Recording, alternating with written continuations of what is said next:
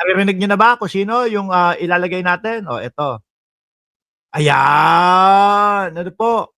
Naku, paumanin mo kap ninyo, nai-post ko. Na nakabuka yung bunganga mo. Ayan. Simple lang, eto. Kung ang Vice Presidente, tree planting lang ang nagawa, paano pa nga naman sa 2028? 'Di ba Mami Star Talk o Mamita Star Talk? Ano na sa 2028? Paano sasagot, makikiharap, makikihalubilo ang Vice Presidente sa ibang mga world leader? No, gusto kong makita yung inyong mga sagot diyan sa comment section. Paano makikipag-usap ang Vice Presidente sa Iran kung sakali? Sabi ni Marge, ay ang galing kay ni Inday. Maganda ginagawa niya. Magtanim ng puno, mamulot ng basura sa bukid. At ano yan, magpakain ng lugaw. Yung lugaw po, Ma'am Marge, kay ano yun? Kay Bungo yun. Di ba? Itok-itok lang. Itok. O kaya ay hindi na pigilan. Nako, magdala na lang ako ng interpreter. Idaling ko interpreter tapos magbisaya na lang ako doon sa sa kumbaga whatever na pagpupulong. Tumaas ata ang rating sa lahat ng survey ni Sarah dahil ito ay cook survey, bayaran survey. Sabi ni Roberto, maagad. Sign language na lang daw po, sabi ni Ma'am Len de los Santos. Kaya pala bumili ng Bolt yang si Sarah, may balak yatang lahat ng pera ng bagay. Lahat ng pera ng bansa doon ilalagay. Sabi ni Merly Belen. Ngayon, pakinggan po natin mga bossing, si Cap Nino Barsaga. Tapos ngayon, ang lakas ng loob mo na magdi-declare ka na tatakbo ka ng Pangulo this coming 2028. Cap Nino, kasi naman yung pagdideklara ng Vice Presidente sa pagtakbo bilang Pangulo, no? Para may maidadahilan sila doon sa doon sa confidential funds, doon sa impeachment. Paano hirap na po yung kampo ni Sara Duterte ng Vice Presidente na magpaliwanag. Ngayon, syempre, dahil nahihirapan na po mga kababayan, sige, kahit napakaaga pa, kahit 2026 lang ngayon, o kahit kailan ba, nung kamakailan lang idineklara yun.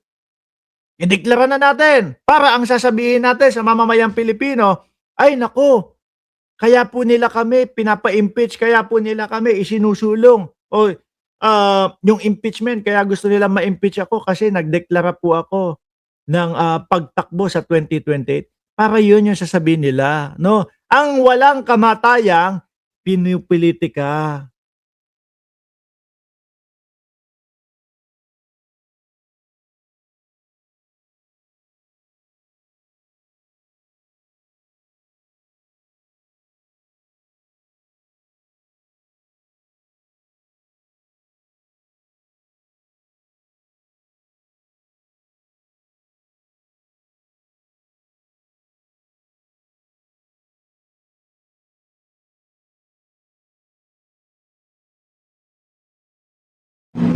Ayan, bumalik na tayo. Sino naman po mga kababayan? Sabi ni Annalyn Ando, huwag kang mawawala, Boss Mark. Sino naman po ang magugulat doon mga kababayan sa pagdedeklara ng Vice Presidente na siya ay tatakbo? Wala. Kasi lahat tayo, alam naman po natin na tatakbo ang Vice Presidente. Di ba? Sa pagka-presidente sa 2028. Di ba, Transformer? Oy, anak, ano? Ha? If I'm going to work, oo. I have to. Bye-bye. Di ba? Lahat po alam na yon mga bossing. Tatakbo ka sa pagkapangulo. Anong tatakbuhan mo? Ito nga lang Vice President ka? Wala kang mapatunayan na nagagawa? Puro pamamasyal, puro pagkukuda, puro pagpunta sa mga OFW at nilalason mo ang mga kaisipan? Tapos ngayon gusto mo maging Pangulo, kapalit ni Pangulong Marcos? Yan po mga kababayan, dating supporter nila, si Cap Nino Barsaga, na galit po sa kanila ngayon. No? Kung sakali naman po, okay, Kasi madami yung nangangamba. Paano, Mark, pag nanalo si Sara Duterte, paano na ang Pilipinas? Ganito, ganyan. Kailangan muna pong lusutan yung impeachment, no? Madami po silang lulusutan doon sa impeachment. Nandiyan yung confidential funds, nandiyan po yung bribery daw na nangyari doon sa ano tawag doon? Sa DepEd, yung pagbabanta sa buhay ng pangulo, no? At sa ano pa, yung kay Madriaga pa, yung paggamit o yung ang pondo nila na galing doon sa kampanya is galing daw po sa mga Lord ng mga ipinagbabawal na gamot. Sabi ni Mamita Startalk, host, mali ata ang pagkakaintindi natin sa pagtakbo niya. Ibig sabihin niya, tatakbuhan niya ang kaso niya. Yun pala. Hindi ho, mga bossing. Huwag kayong mag-alala. Dahil ang nakikita naman po natin, kagaya niyan, mahina na din po yung mga uto-utong mga DDS. Kakaunti na lang po sila. No?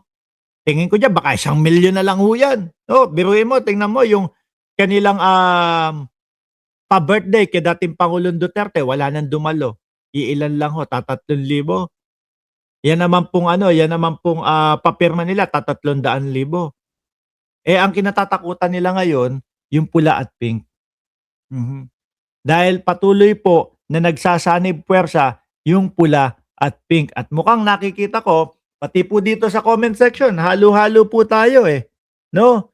Pula at pink, nagsusuportahan po. Nakikita ng mga kakamping yung trabaho ni Pangulong Bongbong Marcos. Mga iba nga dyan, sabi, okay ang trabaho ni Pangulong Bongbong Marcos. Paano po kung nag-Leni Robredo na kumbinse ng mga pula kagaya namin at ng mga pink si Attorney Leni Robredo na magtuloy-tuloy na tumakbo sa pagka-presidente sa 2028. At tapos nga, naging vice-presidente si Pangulong Bongbong Marcos. Wala na. Yung mga DDS, malamang ho, masiraan na ho ng mga ulo yan, mga kababayan. Yan po yung kinatatakutan nila. Kaya po sila paulit-ulit na kain suka. Dinidiscourage po nila na matuloy yung pink at pula, mga bossing. Yan ang dahilan nila. No? Dati, kung matandaan nyo, pinuntahan pa ho ni Sara Duterte, di ba? Si Atty. Leni Robredo doon sa kanyang bahay. Ano yun? Simpleng pagbisita lang, tingin nyo? Natural, hindi ho. May kasamang paghingi ng suporta yun. May kasamang gustong maging katandem siguro. Kaso po, alam na po natin na yung mga kakamping, talagang sukang-suka po sa mga DDS. Ang pinakaayaw nilang mga tao sa Pilipinas, yung mga DDS. Paano ba naman? Araw-araw ginawa ng Diyos pagpapakalat ng mga fake news, yung mga ginagawa ng mga DDS. So sino naman po ang masisiyahan sa mga ganon, di ba? Muntik nga kaming mag-away ng kapatid ko kasi DDS sila ng asawa niya. Grabe, hanggang bangag pa rin litanya. Paulit-ulit. Walang ibang sasabihin, bangag ka. Pagka nagkahanapan na po ng ebidensya, wala pong ilalabas yang mga yan. Pepersonalin ka na lang.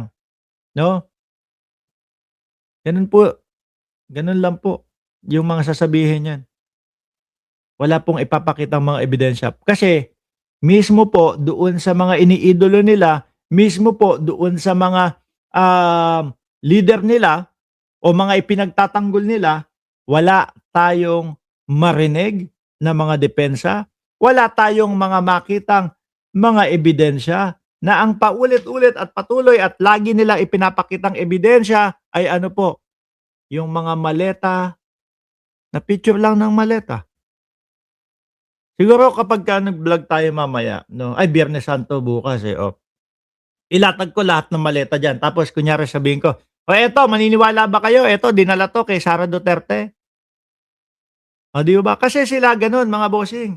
Pakitaan mo ng maleta, pakitaan mo ng envelope, pakitaan mo ng walang laman na paper bag. Sasabihin lang niya, ito po yung paper bag na ginamit kay Leila de Lima na pinaglagyan ng pera. Mga DDS, nakagan, ay naku, grabe, ay naku, hindi ba kayo nahihiya? Kawawa ang Pilipinas eh. Ganyan na yung mga reaksyon ng mga DDS. Ricky, P4674. Nako. O yan. Salamat po. Watching from Poway. Ano ba yun? Poway o Paway, California. Next week nandiyan kami sa Estados Unidos.